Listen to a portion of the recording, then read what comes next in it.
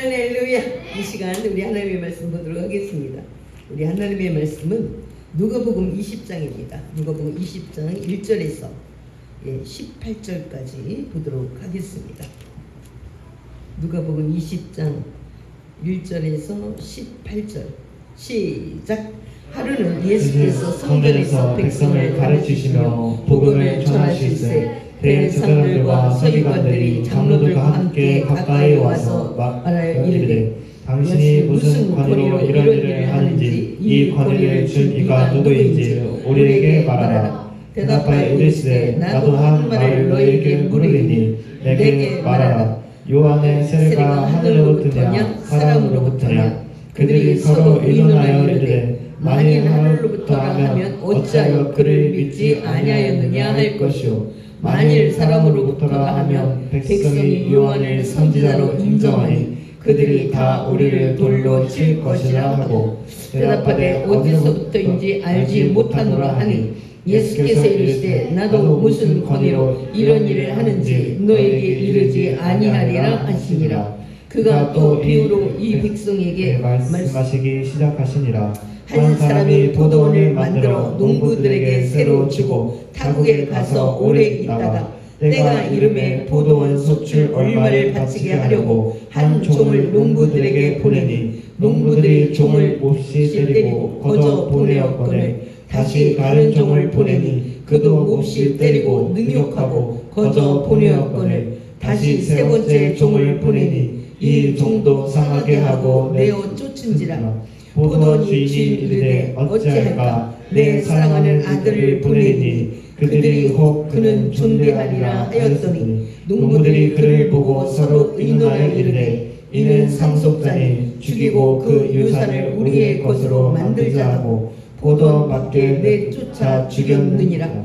그런즉 포도원 주인이 이 사람들을 어떻게 하겠느냐? 와서 그 농부들을 진멸하고 포도원을 다른 사람들에게 주리라 하시니 사람들이 듣고 이르되 그렇게 되지 말지어다 하거늘 그들을 보시며 이르시되 그러면 기록된 바 건축자들의 버린 돌이 모퉁이의 머릿돌이 되었느니라 함이 어찌냐?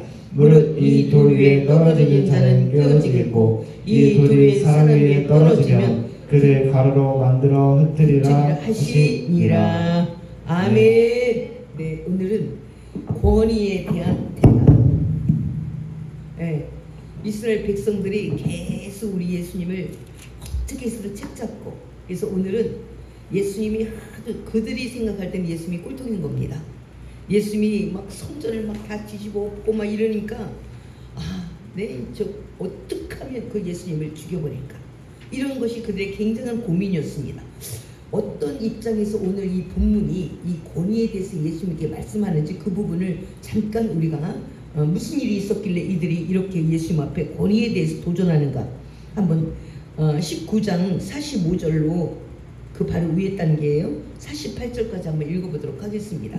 시작. 성전에 들어가사 장사하는 자들을 내쫓으시며 그들에게 이르시되 기록된 바 내 집은 기도하는 집이 되리라 하였거늘 너희는 강도의 소굴을 만들었도다 하시니라.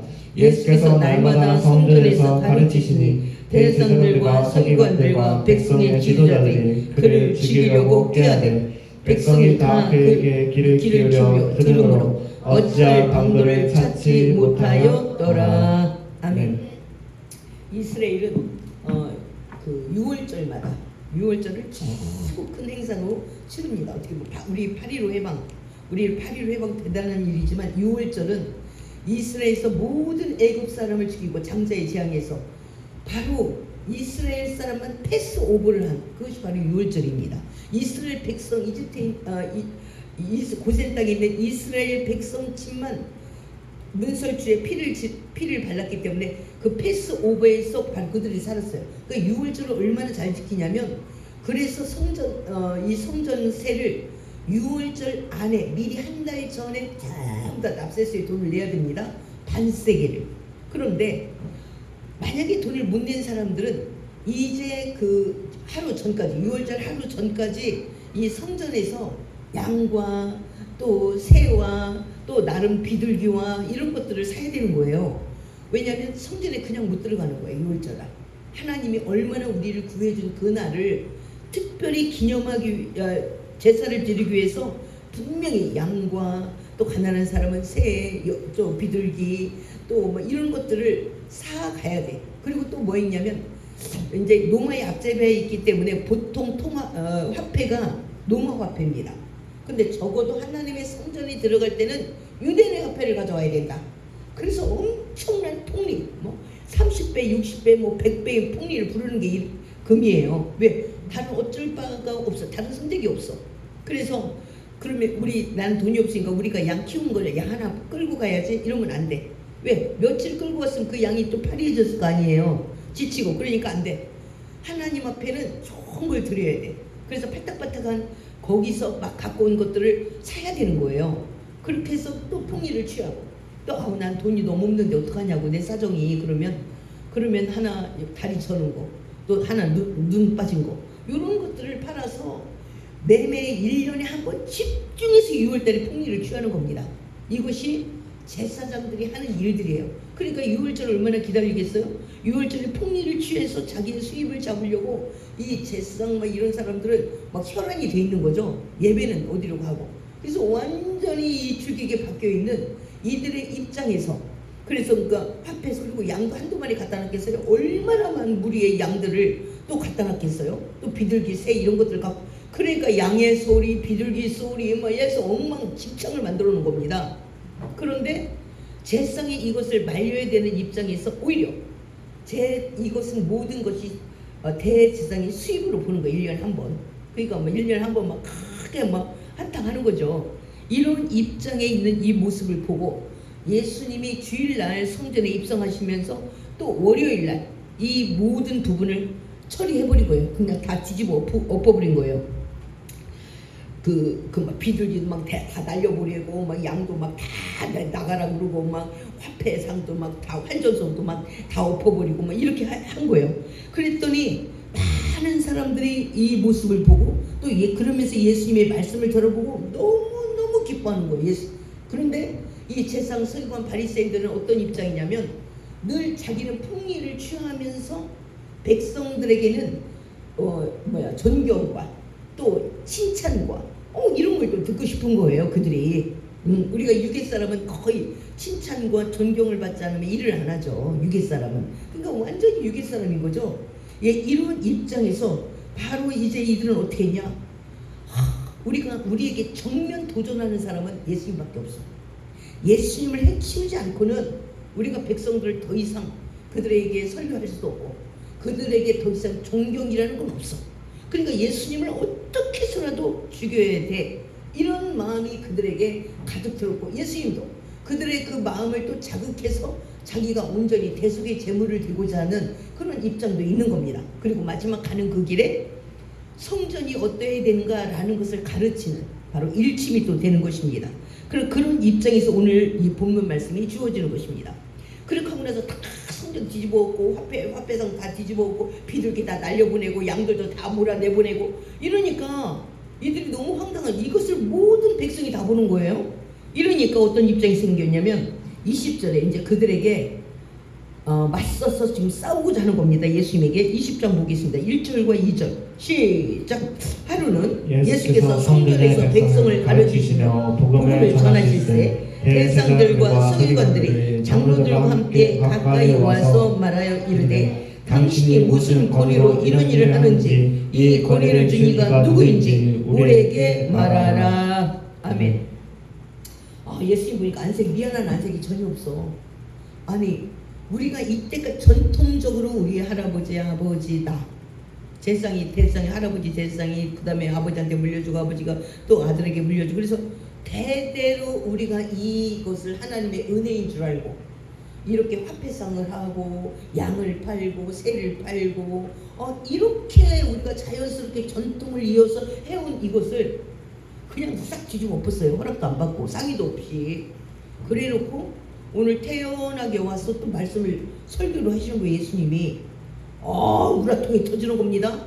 미안하다. 내가 그때 욱해서 감정적으로 내가 감정이 폭발했다. 미안하다. 이런 것도 없이 자연스럽게 설교를 하고 백성들은 또 꿀송이처럼 또 받아들이고 와 이래? 그래서 예수님을 딱 잡고 이야기를 한 겁니다. 당신 어제 한 건 내가 다 봤어 우리가. 그리고 또 오늘 태연하게 이렇게 말씀을 전하는데 도대체 무슨 배짱으로 당신에게 준 권위가 뭔데? 누가 줬는데 그 권위를? 우리는 하나님께로부터 대대손손 물려온 권위로 이렇게 하는 건데 왜 깽판을 쳐? 어떤 권위로 이렇게 깽판을 치는 거야? 이렇게 지금 그들이 묻는 거예요. 근데 예수님이 이 물음에 대해서 어떻게 대답했나? 우리 예수님의 대답을 한번 들어보도록 하겠습니다. 3절, 4절, 5절 시작. 대답해 이르시되 나도 한 말씀을 너희에게 물으리니 내게 말하라. 요한의 세례가 하늘로부터냐 사람으로부터냐? 그들이 서로 의논하여 이르되 만일 하늘로부터라 하면 어찌하여 그를 믿지 아니하였느냐 할 것이요 만일 사람으로부터라 하면 백성이 요한을 선지자로 인정하니 그들이 다 우리를 돌로 칠 것이라 하고 대답하되 어디서부터인지 알지 못하노라 하니 예수께서 이르시되 나도 무슨 권위로 이런 일을 하는지 너에게 이르지 아니하리라 하시니라. 아멘. 예수님은 참 지혜자죠. 예수님은 절대로 누가 말한 말에 그냥 끌려가지 않습니다. 예수님은 늘 이렇게 선한 자신의 목숨을 대속물로 주려고 오고 우리에게 끝없이 참고 인내하여 저와 여러분이 지금 오늘 이 자리에 있는 줄 믿습니다. 우리가 얼마나 많이 넘어지고 자빠지고 넘어지고 헷갈리고 막 얼마나 그래요. 척하면 막 내 거야 그러고 있고 그럼에도 불구하고 또 참으시고 또 일으켜주시고 또 비전을 주시고 또 참으시고 또 일으켜주시고 그 끝없는 사랑 때문에 저와 여러분이 이곳에 있는 줄 믿습니다. 그런데 그 사랑이 안 보이면 그 사랑이 나의 이기심 때문에 그 사랑이 대치기를 당한다면 나에게는 큰 문제가 발생합니다. 그래서 예수님이 거꾸로 무슨 권위로 그럼 나는 이런 권위다 하늘로부터 온 권위다 내가 대속물로 주려왔다 이들에게 그렇게 직접적으로 말하지 않고 세례 요한을 딱 붙들고 이야기했습니다. 그러면 세례 요한의 권위는 어디로부터라고 생각하느냐 이렇게 물었어요.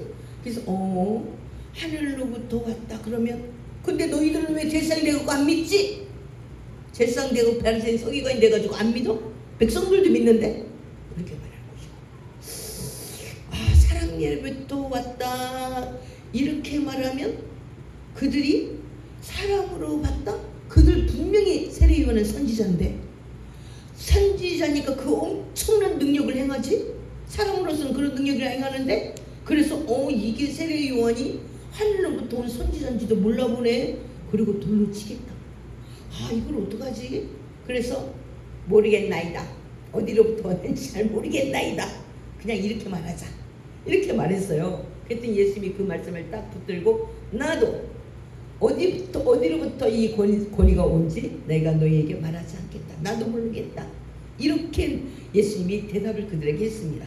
그리고 적절하게 그들의 코드에 맞도록 다시 포도원의 비유를 들어서 그들이 어떤 짓을 하고 있는지 하나님의 은혜가 그들에게 어떻게 큰지 이것들을 좀 상세히 알려줘야겠다라는 것을 우리가 한번 배울 수 있습니다. 오늘 이 과정에서 저와 여러분에게 우리는 예수 앞에 어떤 마음이냐 우리 마음, 우리 욕심, 우리가 육의 생각이 크면 예수님을 대적할 수밖에 없습니다. 왜?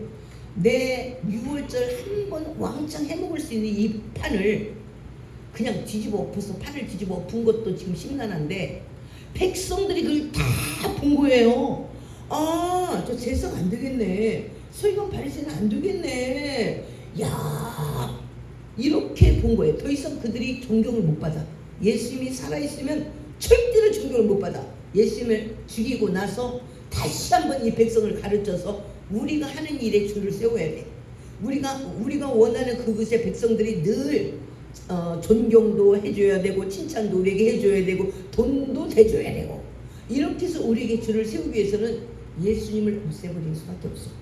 예수님은 우리의 삶에 있어서 대대적인 적이 될 수 있어.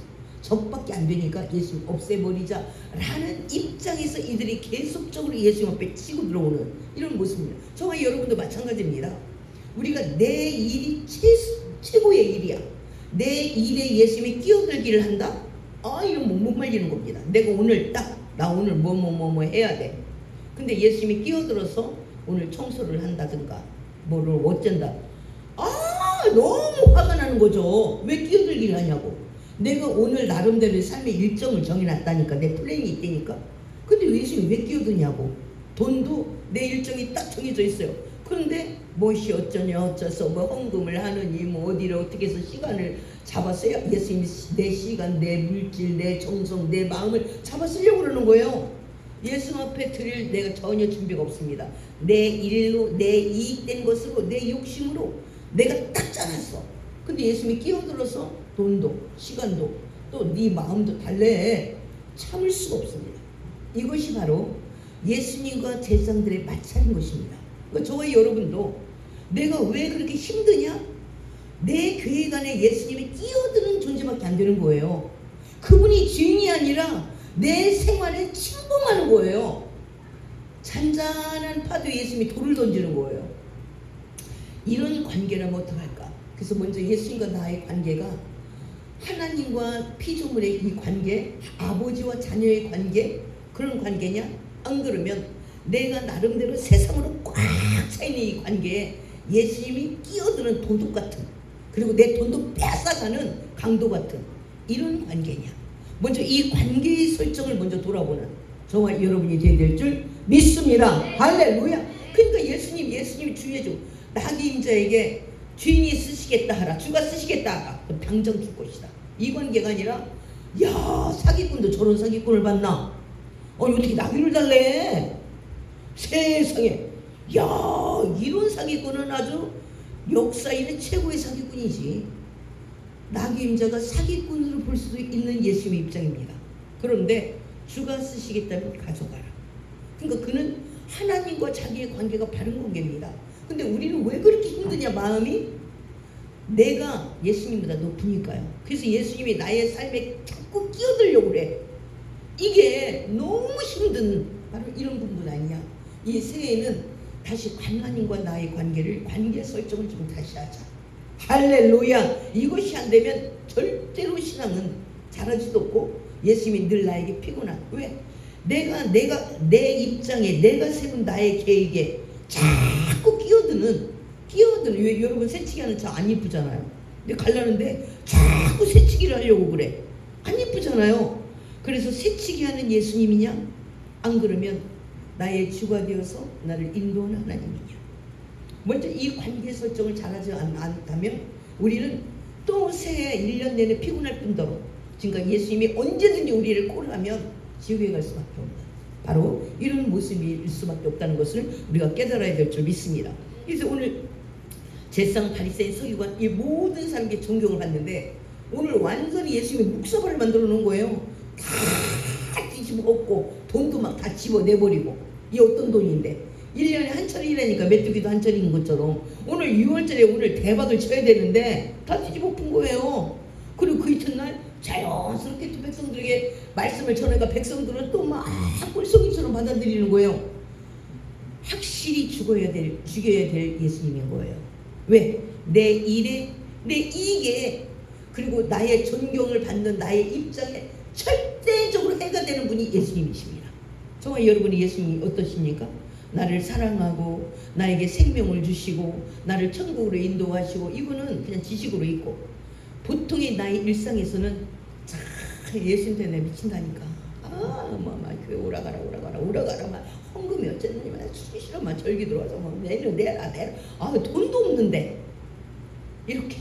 그러니까 예수님은 끼어들기, 나의 인생에 끼어드는 정말 침입자 같은, 때로는 강도 같은 이런 입장에서 우리가 늘 피곤한 이런 모습을 우리가 한번 생각해 보면서 이 지성 모습이 안 예뻤다면 정말 예수님이 오늘 포도원의 비유를 들어서 너희들이 하는 모습이 이런 모습이야.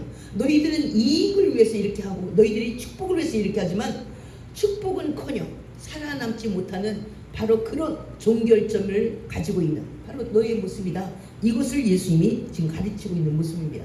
이제 새해는 먼저 예수님과 나의 관계 설정을 잘해야 되겠다. 이 관계 설정이 틀어지면서 모든 것들이 다 틀어지고 축복이 아니라 재앙이 되고 저주가 되는 바로 이런 모습을 우리가 다시 한번 새롭게 바로 잡는 정말 여러분이 되면 참 좋겠습니다. 할렐루야. 그래서 세례 요한 부부들 이제 입을 함께 했어요. 말 안 할래요? 그러니까 예수님도 나도 니네랑 말 안 할래. 무슨 권위가 어디에서 온지 나도 말 안 할래. 그러면 내가 포도원의 비유를 볼 거니까 니네들이 입장을 한번 생각해봐라.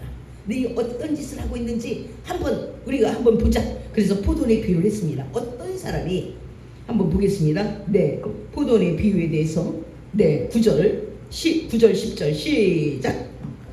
그가 또 비유로 백성에게 말씀하시기를 시작하니라. 한 사람이 포도를 만들어 농부들에게 새로 주고 타국에 가서 오래 있다가 때가 이름에 포도원 소출 얼마를 바치게 하려고 한 종을 농부들에게 보내니 농부들이 종을 몹시 때리고 거저 보내었거늘 다시 다른 종을 보내니 그도 몹시 때리고 능욕하고 거저 보내었거늘 다시 세 번째 종을 보내니 이 종도 상하게 하고 내쫓은지라. 아멘.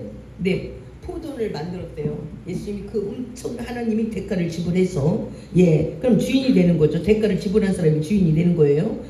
그래서 포도원을 만들어서 농부들에게 세를 주었대. 세를. 그러니까 정말 여러분도 하나님 앞에 새 사는 인생으로 생각하면 마음이 편해요. 내 거야.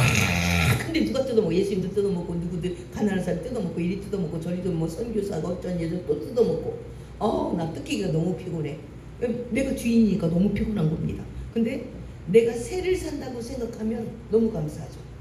나에게 하나님이 새를 준 거예요. 나의 인생도 언제든지 코라면 가는 겁니다. 이익이 남지 않으면 오늘도 이 사람 예수님의 생각을 전혀 알려보지도 않고 오히려 무시하고 엄청난 예수님 앞에 화를 끼친 은혜를 악으로 갚는 이들의 결과가 어떻게 될까? 그럼 나는 하나님이 이 땅을 창조하시고 또 나도 이때 여기를 보내시고 근데 나는 그 예수님이 영광을 받아야 될 그 모습 속에 나는 화를 끼치냐? 화를 내고 있냐? 예수님을 조롱하지는 않냐?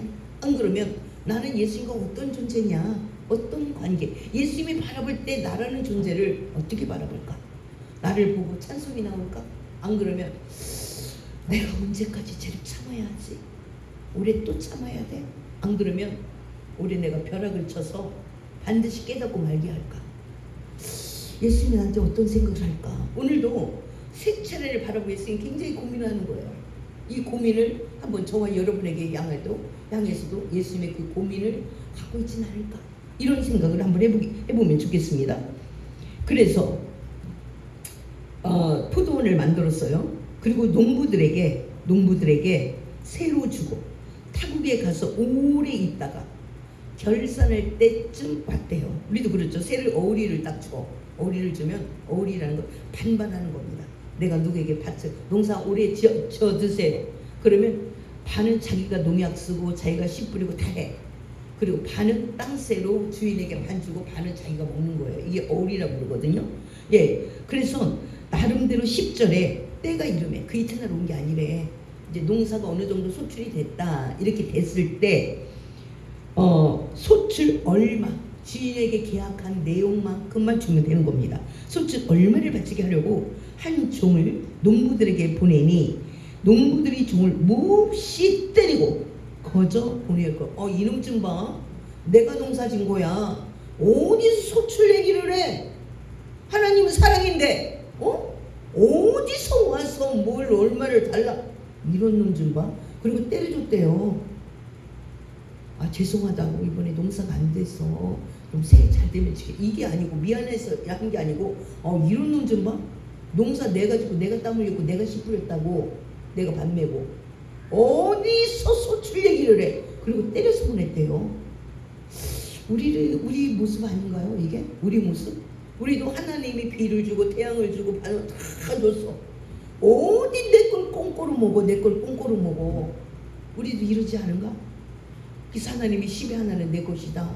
또 감사하고 이렇게 어디 돈 없어 죽겠는데 내가 이렇게 써야 된다고 내가 뭐 쓸 돈이 아이고 어디 돈 같은 소리 안 해. 이게 우리 모습 아닐까요? 그래서 예수님이 사람이 살다 보면 실수도 있지.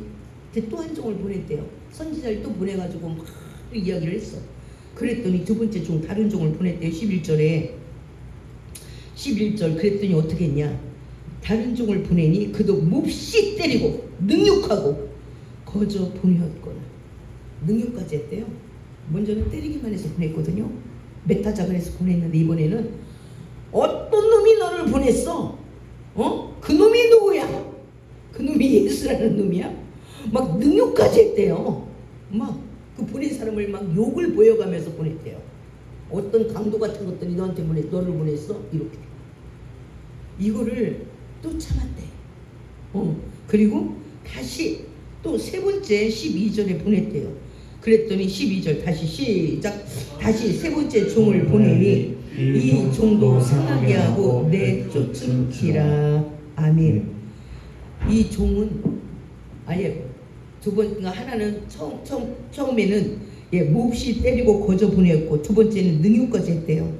세 번째 종도 심히 상하게 하고 내쫓은지라. 당장 꺼져.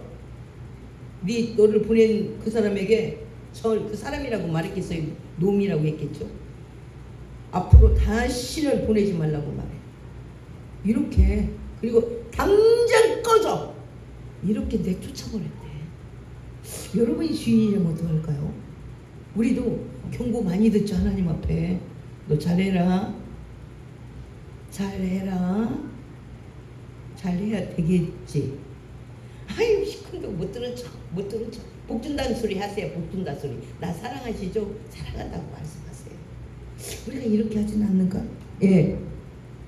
그래서 내쫓아버렸대요. 그랬더니 13절에 주인이 굉장한 고민이 있었대요. 세 번째 예수님이 계속 경고를 날렸어요. 그리고 사람을 보냈어요. 사람을 보내고 예수님이 폭리를 취하거나 갑자기 쳐들어가서 내 딸이지! 소득 안 되면 내 빼앗을 거야. 내가 세를 안 줄 거야. 이런 것도 아니야. 처음에 계약한 대로 나에게 줄 얼마를 달라. 계약한 대로. 이렇게 나간 거거든요. 그랬더니 13절에 시작. 포도원 주인이 이르되 어찌할까? 내 사랑하는 아들을 보내리니 그들이 혹 그는 존대하리라 하였더니. 아멘. 포도원 주인도 고민을 보냈대요. 어찌하지 저들을? 확당을 빼앗아? 그건 좀 아닌 것 같고. 그러면 선지자만 보내면 저렇게 때려잡고 저렇게 죽이고 내쫓고 하니 내 아들은 좀 봐주지 않을까? 내 독생자 아들 예수 그리스도를 보낼까? 이렇게 해서 예수님도 고민을 했대요. 근데 우리가 영적으로 다 잡힙니다. 잡혀라. 내 안에 내가 고민하는 건 알아. 근데 상대방이 나 때문에 고민하는 건 몰라요. 왜? 잡혀라. 다 자기 생각에 갇혀서 내가 곰곰이 생각하면 자기 고민만 지혜로 사는 줄 알아. 다른 사람도 나에 대한 고민 많이 해요. 하나님도 나한테 고민 많이 해. 그래서 하나님 어떤 결정을 내리는 게 중요한데 이제까지도 인내와 사랑의 결정을 내렸기 때문에 저와 여러분이 존재하는 줄 믿습니다. 할렐루야. 어떡하지 저거를 어떡하지. 동사고를 내면 병원에서 아무것도 안 하면서 내가 이렇게 했구나 이렇게 생각할까? 그건 아닌 것 같고.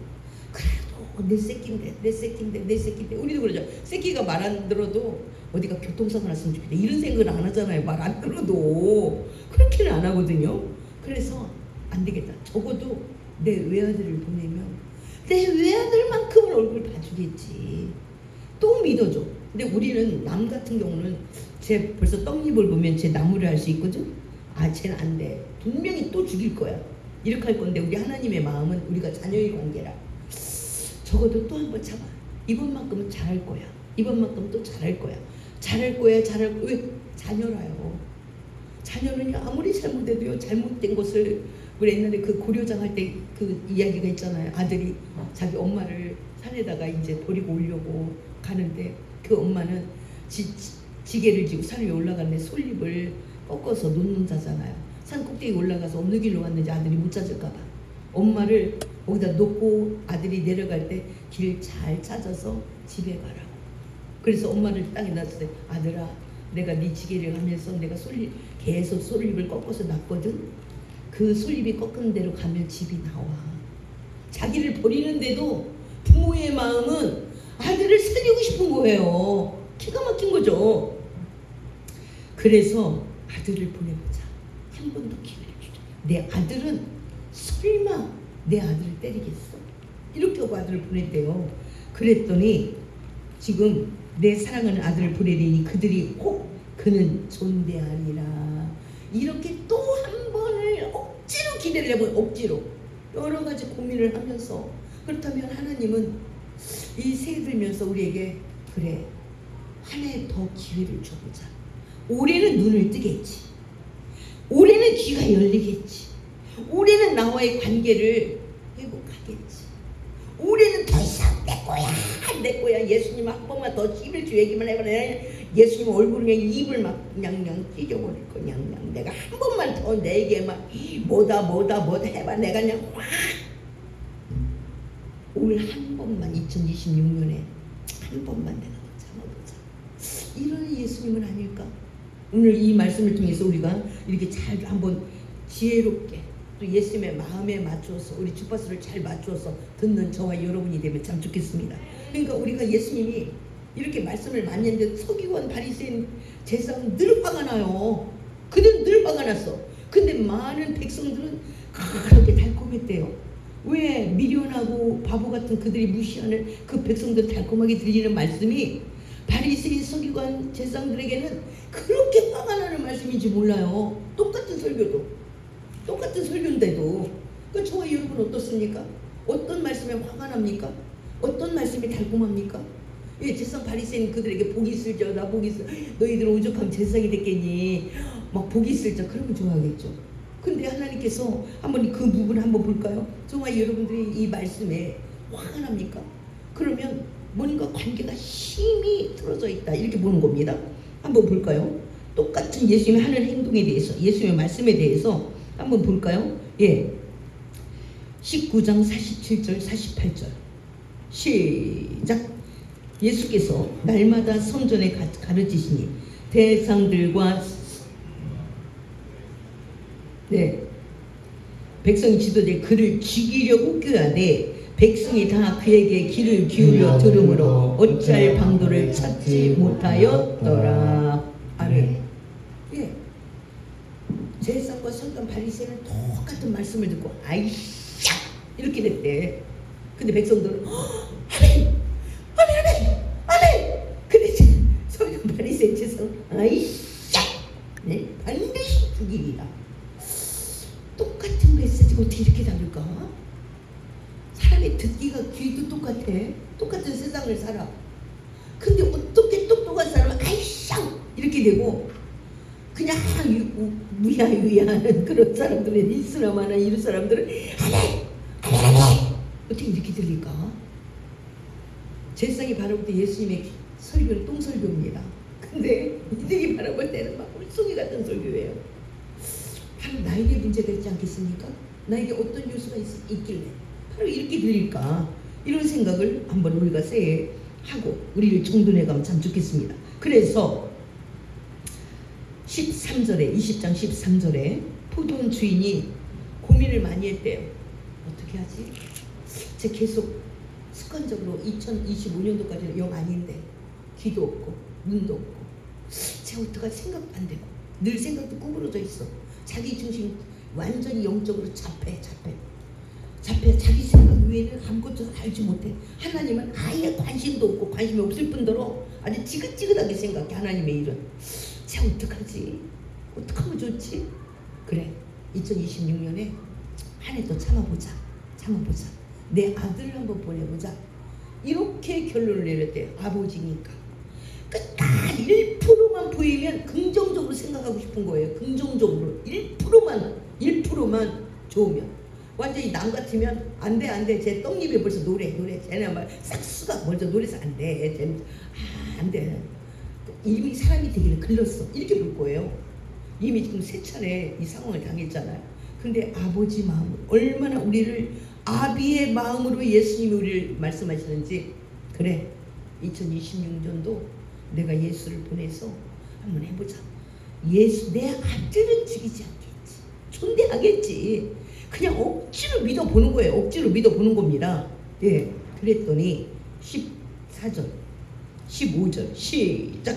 농부들이 그를 보고 서로 의논하 이르되 이는 상속자니 죽이고 그 유산을 우리 것으로 만들자 하고 포도원 밖에 내쫓아 죽였느니라. 그런즉 포도원 주인이 이 사람들을 어떻게 하겠느냐. 아멘. 이는 상속자네. 오이고 상속자가 왔네. 안 돼요. 머리를 다 안 돼요. 주인이 어떠하며 주인이 그 엄청난 재산을 상속자에게 줄 수 있는 권리도 알고 있대요. 힘도 알고 있고 그리고 그 지혜가 있다는 것도 알고 있대요. 알고 있는데 꽃게라니까 걸으면 이상한데 내 욕심에 잡히니까 막 엉뚱한 길로 가는 거예요. 그래서 어떻게 결론을 내렸냐. 머릿속은 다 알고 있죠. 이는 상속자라는 것도 알고 있고 그래서 이 상속자에게 유산이 된다는 것도 알고 있고 그래서 어떻게 해야 되냐. 그러면 이 상속자한테 잘 보여야 되겠다. 그래 우리가 계속 해먹지. 새를 해서 계속 농사를 져서 먹지. 이렇게 해야 되는데 거꾸로 어떤 결론을 내렸냐. 죽여버리면 저놈한테 그 상속이 우리한테 오겠네. 이렇게 결론을 내렸대요. 내가 알고 있는 말씀은 무엇입니까? 그런데 살아내고 있는 말씀은 어떻습니까? 이거를 한번 우리가 생각해 보자는 거예요. 내가 알고 있는 말씀, 살아내는 말씀, 이게 어떻게 다르냐. 우리가 이것을 바라봐야 되는 겁니다. 그러니까 예수님은 우리가 하나님이 다 알아. 그래 예배 시간에 있어. 그래서 너는 짓거려. 나는 꿈을 꿀 테니까. 나는 그냥 얼렁뚱땅. 그래서 사람으로 살아가. 하나님의 인도를 받을 정도로 왜 주파수가 하나님하고 이 안테나가 열려 있지 않아? 우리 지하 가면 안 터져요. 이게 잘 안 터져. 와이파이가 잘 안 터져. 그런 것처럼 늘 하나님한테 깜빡깜빡 터지는 거. 어떻게 하면 지하에서 터지고 어떻게 하면 안 터지고. 우리도 하나님 앞에 기분 날 때만 터지는 거야. 내가 막 기분 좋을 때만 터지고 기분 안 좋을 때는 싹 안 터져. 꼭 지하에 사는 사람 같은 우리가 그런 신앙생활하고 있지는 않을까? 예. 그래서 생각을 했대요. 이는 상속자라는 것도 알고 있어요. 상속자는 그 모든 아버지가 상속자에게 다 물려준다는 것도 알고 있어요. 다음은 이 상속자에게 힘이 있어. 이것도 알고 있어. 근데 어떤 결론을 내냐? 확 죽여버려가지고 우리가 나눠 갖자. 이렇게 결론을 내렸다는 거예요. 저와 여러분은 어떻습니까? 하나님이 모든 천지 만물을 창조하시고 그분이 심판자이며 그분이 생사화복을 주관하는 거 다 알아. 그런데도 하나님은 그러니까 그 힘을 가지고 축복 주라니까. 아프면 고쳐주시라니까. 예, 우리가 어디 가면 안전하게 지켜주시라니까. 그 힘 가지고 너는 에이 나는 받아야지. 또 받아야지. 여기서 그냥 머물러 있어요. 장애. 확실한 자폐입니다. 장애. 하나님 앞에 나아가는 법을 몰라. 아예 몰라. 너무 안타깝잖아요. 2026년도에는 우리 자폐 좀 고치십시다. 자폐. 예. 그래서 포도원 주인이 이 사람들을 어떻게 하겠느냐. 3번을 엄청나게 참았어요. 그리고 고민했어요. 어떻게 할까? 이 포도원 집이 이 농부들 안 되겠는데 어떻게 하지? 그래도 한 번 더 기회를 줘. 내 아들은 그래도 선대하겠지. 왜? 다음에 자기들이 계속 농사를 지으려면 아들하고 관계를 잘해야 되니까. 내 아들을 보내? 그런데 그 아들을 때려 죽였대요. 그러면 그 포도원 주인이 어떻게 더 이상 인내가 안 되는 거죠. 그러니까 예수님은 사랑이다 이 말만 자꾸 사람들이 얼마나 많은가 몰라. 사랑 반대편에는 심판입니다. 할렐루야. 사랑한 만큼 심판이 복합니다. 이거를 우리가 깨달아야 될 줄 믿습니다. 할렐루야. 그래서 포도원 주인이 이 사람을 어떻게 하겠느냐. 그러니까 나가 이렇게 해야지. 상속자 내가 딱 죽이면 우리가가 되겠지. 자폐라 자기 것 생각밖에 못해. 예수님은 생각이 없는 줄 알아. 하나님은 사랑이라 멍 때리고 있는 줄 알아. 하나님은 인내도 더 이상 없는. 하나님은 그저 인내하고 사랑만 막 베푸는 하나님. 그렇지 않다니까요. 그럼 동물이죠. 하나님이 동물을 동물농장 하는 거죠. 동물농장. 하나님 우리를 절대로 동물로 보지 않습니다. 예, 우리의 인격을 온전케 하신. 바로 그래서 하나님은 계속적으로 우리를 만들어가는 제자로서의 삶을 살기를 원하고 하나님 앞에 먼저 소통이 되기를 원하는 줄 믿습니다. 할렐루야. 그래서 포도원 주인이 이 사람을 어떻게 하겠느냐? 16절 17절 시작. 와서 그 농부들을 진멸하고 포도원을 다른 사람들에게 주리라 하시니 사람들이 듣고 이르되 그렇게 되지 말지어다 하거늘 그들을 보시며 이르시되 그러면 기록된 바 건축자들이 버린 돌이 모퉁이의 머릿돌이 되었느니라 함이 어찌미냐. 아멘. 예. 그래서 그러면 그 농부들을 그 주인이 어떻게 하겠냐? 이 사람들 어떻게 하겠느냐? 반드시 죽여버리지 않겠냐? 이 농부들을 예, 진멸하고 포도원을 다른 사람에게 주리라 이런 결정을 내리지 않겠냐? 그러니까 이스라엘 너희들은 아웃이야. 완전 아웃이야. 그래서 이스라엘에 지금 이제 복음이 조금씩 들어가잖아요. 다른 엉망진창으로 사는 나라들까지도 복음이 들어가는데 이스라엘은 복음이 못 들어가는 거예요. 복음이 이스라엘 떠나는 겁니다. 하도 핍박하고 알기를 우습게 여기고. 우리도 그렇지. 부모님한테는 존댓말도 잘 안 쓰고 그냥 막 엉망진창으로 다가. 왜? 우리 부모는 사랑이라 무조건 안고 갈 거니까. 이런 믿음이 있어. 무조건 안고 갈 거니까. 근데 다른 사람에게 L자리 없거든요. 가격표가 딱 붙어 있거든요. 가격표가. 이거는 이렇게 해야 돼. 이건 이렇게. 네가 요만큼의 대가를 지불해야 돼. 이건 가격표가. 부모는 무조건 아무것도 안 하고 농땡이 쳐도 나 오늘 뭐 먹고 싶어. 그러면 대주는 부모님. 이렇게 우리가 하나님도 이렇게 우리가 깨달으면 그러나 하나님이 때가 되면 반드시 우리를 교육하고 가르치고 바르게 하기를 원하시는 하나님이시죠. 그래서 예수님이 뭐라고 말씀하시냐? 진멸하고 그 싸가지 없는 농부들을 수없는 인내와 사랑 속에서도 끝까지 예수님에게 폐악질을 했던 그들을 진멸하고 포도원을 다른 사람에게 주리라 이렇게 말하니까 그렇게 하지 않겠냐 그랬더니 절대로 그렇게 되면 아니 되겠나이다. 절대로 그렇게 되면 아니 되겠네. 이렇게 말했대요. 그러면서 예수님이 건축자들이 버린 돌, 바로 이스라엘을 하나님이 건축하는 가운데 버린 돌이 바로 예수 그리스도예요. 그들이 십자가상에 버리잖아. 꼭 죽여야 된다고. 십자가로 죽이소서. 십자가에서 죽이소서. 네, 버린 돌이 모퉁이의 머릿돌이 되지 않겠느냐?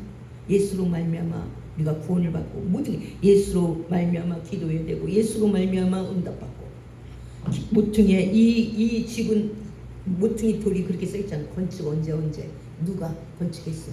딱 써놓잖아요. 그런 예수님의 모든 것의 기준이 되니까 서기 AD 1년도 예수님 탄생부터 서기 1년으로 모든 것들이 예수님의 기준이 되는 바로 그런 인생을 우리가 살고 있습니다. 그래서 18절에 시작. 무릇 이 돌 위에 떨어지는 자는 끼어지겠고 이 돌이 사람 위에 떨어지면 그를 가루로 만들어 흩으리라 하시니라. 아멘.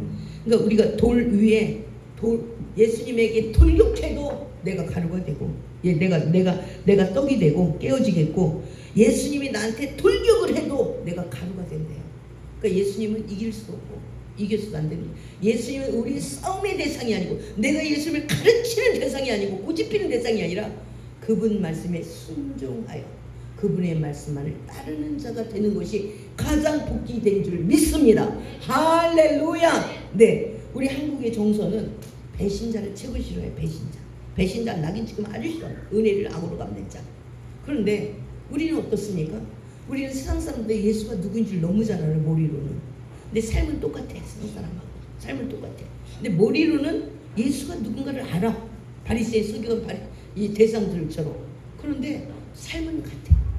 여전히 내 삶에 취해 있고 자폐야. 아무튼 예수님은 나의 걸 뜯어가는 분. 예수님은 나를 곤혹을 주는 분. 예수님은 나의 삶에 내가 나름대로 그려놓은 이 삶에 침투하는 예수님.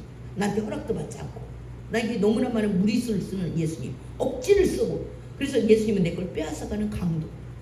이런 생각을 하고 있자 삶에서는 예수님이 나에 대해서 어떤 고민을 하실까? 나의 고민도 있어요. 그래서 예수님 앞에 뭐라고 기도를 해요. 근데 예수님도 고민이 있대요. 내가 어찌 알고 쟤는 확 데리고 가? 병원에 확 눕혀놔? 쟤는 어떡하지? 이빨에 다 뽑아놔? 아니지. 내가 한번 마지막 기회 내 아들 한번 보내보자. 존대하지 않겠어? 1%의 희망을 가져봐. 1%. 그런데 이는 상속자니 죽이자. 그리고 우리가 다 차지하자. 이렇게 욕심을 만땅 채우니까 욕심은 죄를 낳고 제가 장성한 즉 천국에 가면 얼마나 좋겠어요. 예, 주의 장성한 자, 사망을 하는 거라. 그래서 그 밭까지도 빼앗기는 그 인생을 저와 여러분이 살아가고 있지는 않을까? 우리가 2006년에 예수님의 고민도 한번 생각해보자. 나에 대한 어떤 고민이 있을까? 어떻게 하면 제가 철이 들지? 어떻게 하면 내가 누구를 한번 보내봐. 아유 당신이 똑바로 해. 아우 나 지겨워. 아우 나는 뭐 나한테 자꾸 가라서 나도 다 알고 있어. 세상 보니까 다 알고 있대. 여기 농부도 다 알고 있어요. 저거 상속자인지도 알고 있고 다 알아. 근데 행하는 것만 마음이 굽어져서. 그러니까 우리가 말씀을 들을 줄 알고 듣는 귀가 복이 있는 게 얼마나 복이며, 예, 볼 수 있는 눈이 있는 게 얼마나 복이며. 그래서 우리가 구부러진 것들을 좀 펴자. 그래서 내가 구부러져 듣지 못하고 머릿속에 아는 것을 구부러져 있어서 삶은 엉뚱한 데로 가는 거예요. 그러니까 영적 자폐. 하나님 이 일을 위해서 우리 교회에 그런 자폐 모습을 보여주는 거예요. 너희들 똑같아. 다 자폐야. 네 생각 속에 갇혀 있잖아. 그리고 너의 고민만 있는 것 같잖아. 다른 사람의 고민, 더 나아가 하나님도 나에게 대한 고민을 갖고 있다. 어떡할까? 제가 어떡할까? 어떻게 해야 제가 귀가 열리지? 어떻게 해야 눈이 열리지? 제가 머리는 다 알아. 아는 것을 행하는 줄 알고 있다니까? 행하는 거는 예수님을 잡아 죽이고 또 농부 뭐 그것도 막 다 뭐 그 아들도 죽이려고 하고 행하는 거, 우리가 알고 있는 걸 행한다고 생각해. 저걸 어떡하지? 자기 모습을 어떻게 하면 보게 할까? 어떻게 하면 저희 생각이 튀어나와서 그를 바라보는 하나님의 생각도 있고 다른 사람의 생각도 있다는 걸 어떻게 깨닫게 하지? 이런 고민.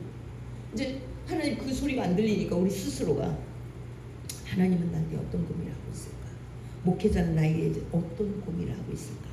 이걸 알아야 자폐에서 좀 해결이 되죠. 할렐루야. 다른 사람의 목소리를 들을 줄 알아야 내가 좀 개선이 되죠. 나의 고민만 있는데 하나님 나의 고민을 해결하옵소서. 매일 나의 고민만 해결하옵소서. 나의 자폐야 완전. 그 하나님 나도 너에게 대해 고민이 많아. 언제 눈 뜰래? 언제 귀가 열릴래? 언제?